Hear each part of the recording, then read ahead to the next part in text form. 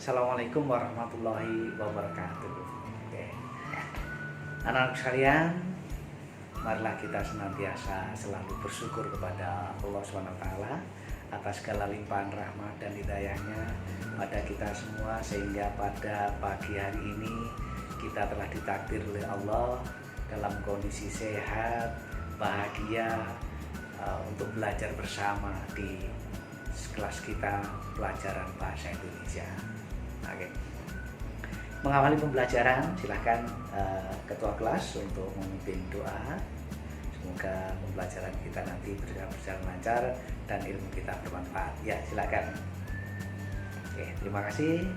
Dan untuk sekretaris kelas, silakan dilaporkan kehadiran teman-teman. Oke, ya, luar biasa. Hadir semuanya. Bapak bahagia banget melihat kalian semangat belajar, hadir semua setiap pembelajaran bahasa Indonesia. Oke, siapa yang sebelum berangkat tadi sempat melihat berita di televisi? Ayo. Oke, bagus, banyak yang lihat. Yang sudah baca koran tentang berita-berita terbaru hari ini? Oke, banyak juga. Oke, terima kasih. Oke anak-anak, sesuai dengan tema pada pembelajaran hari ini, kita akan membahas tentang teks berita ya.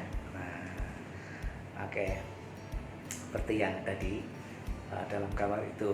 Oke, teks berita pada bab 1. Nah, pembelajaran bahasa kalian bisa melihat di buku bahasa Indonesia ya, kelas 8. Ini cetakan tahun 2017 pada halaman 1. Ini ya, halaman 1.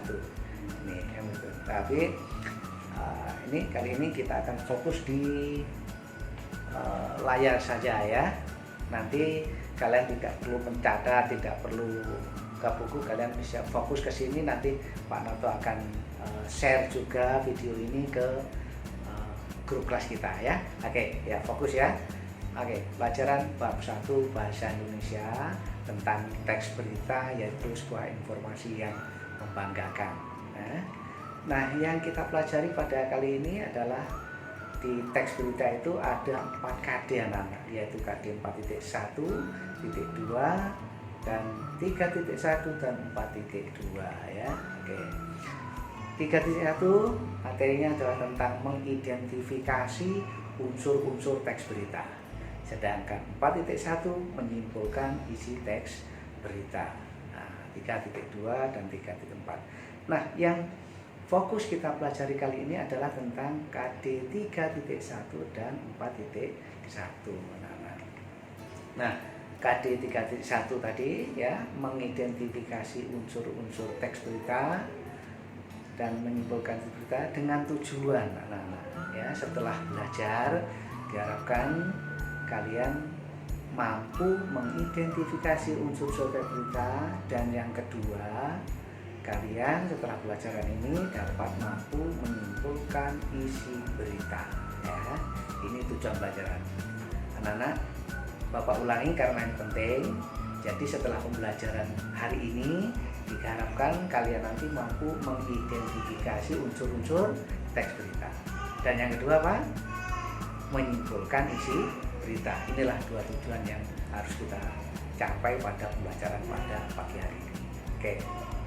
Nah, tentang teks berita ya, nanti ada 3 poin yang kita pelajari tentang teks berita, yaitu yang pertama kita belajar tentang definisi berita, mengidentifikasi dan menyimpulkan berita. Nah, oke, kalian lihat gambar apa ini ya? Nah, sebuah koran. Apa isinya? Berita. Oke, dari sini gambar sebuah tukang becak naik haji menabung selama 30 tahun, disampaikan oleh TV One. Oke, terusnya, nah, sah tilang elektronik berlaku mulai April. Nah,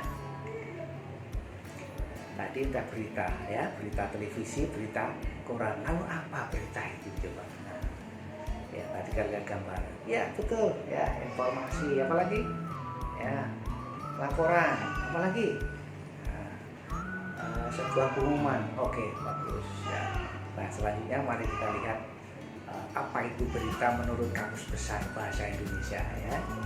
Nah, di dalam Kamus Besar Bahasa Indonesia, berita itu disebut dengan cerita atau keterangan ya, sebuah laporan beritahuan ya. Nah, mari kita simpulkan dari definisi berita, kita umumkan dengan koran dan televisi tadi. Teks berita adalah bentuk cerita, laporan, pemberitahuan atau pengumuman suatu kejadian atau peristiwa yang hangat ya, sedang terjadi atau benar-benar terjadi, penting, menarik, tersusun dengan sistematis ya, lengkap, tidak berpihak, disampaikan kepada masyarakat melalui media, baik itu media cetak, media elektronik maupun media radio dan sebagainya ya. Oke. Nah, selanjutnya ya, kita akan lihat 6 ciri teks berita ya, yaitu berita faktual ya. Berita faktual apa? Berdasarkan fakta. Terus kemudian selanjutnya aktual, kekinian atau terbarukan. Berita itu harus unik atau menarik. Jadi kalau tidak unik, tidak menarik, ya biasa saja, tidak bisa disebut berita. Unik ini beda dengan yang lain. Nah, selanjutnya sistematis, lengkap ya, disampaikan secara sistematis dan lengkap. Berikutnya yang keenam, seimbang. Seimbang itu artinya apa? Tidak berpihak ya. Dan yang terakhir, bahasanya harus komunikatif. Kenapa harus komunikatif? Supaya mudah dipahami oleh pembaca, pendengar, atau pemirsa ya. Itulah. Nah, di layar tampak Pak Narto siapkan sebuah contoh berita. Nah, kali ini kita akan mulai mempelajari tentang mengidentifikasi unsur-unsur teks berita. Nah, silakan coba dibaca. Oke, John. Oke. Ya, selesai. Terima kasih. Nah, dari berita ini yang tadi, untuk mengetahui unsur-unsur berita, ada daftar pertanyaan dan jawaban ya, yang bisa menentukan unsur-unsur berita. Nah, yang pertama, peristiwa apa yang terjadi pada berita tadi? Ya. Oke, terima kasih. Edi, yaitu padatnya pelabuhan. Selanjutnya siapa yang mengalami peristiwa tadi? Oke, Lili ya. Iya, betul. Truk-truk pengangkut barang non sembako. Nah, berikutnya di mana peristiwanya terjadi tadi? Di berita. Ya, oke. Oke, Rika. Oke, di pelabuhan penyeberangan. Dan selanjutnya, kapan peristiwa terjadi? Ya, terjadinya kapan? Kalau ada kapan mesti waktu ya. Oke, Roni. Nah, ya betul Roni. 10 hari menjelang Lebaran atau hari Sabtu tanggal 15. Terus selanjutnya mengapa peristiwa itu terjadi? Ya, oke ya. Dan selanjutnya mengapa adanya lapangan larangan melintas bagi truk sembako. Oke, selanjutnya bagaimana peristiwa itu terjadi? Ya, oke ya, Roni lagi ya, silakan. Oke, jawabannya adalah proses tersebut menyebabkan antrian truk di pintu masuk. Oke, bagus sekali. Maka itulah 6 pertanyaan nanti adalah merupakan unsur-unsur berita. Nah, untuk memudahkan unsur berita, bahwa kita Pak Narto siapkan sebuah bagan, yaitu apa, di mana, kapan, terus selanjutnya siapa, mengapa, dan bagaimana. Nah, 6 unsur ini dalam istilah bahasa Indonesia dikenal dengan istilah adik simbah ya. Oke, dengan istilah lain 5W 1H. Nah, oke. Kita siapkan kelompok kita yang namanya kelompok 1 mana? Ya 1, 2, 3, 4, 5, 6 ya, seperti biasa. Nah, oke. Nanti kalau Pak Narto sebut angka 1, kalian sebut unsur kita tadi ya. Oke. Oke, kelompok 1 siap. Ya apa? Oke, kelompok 2 di mana? Betul. Kelompok 3 kapan? Kelompok 4 siapa? Kelompok 5 mengapa?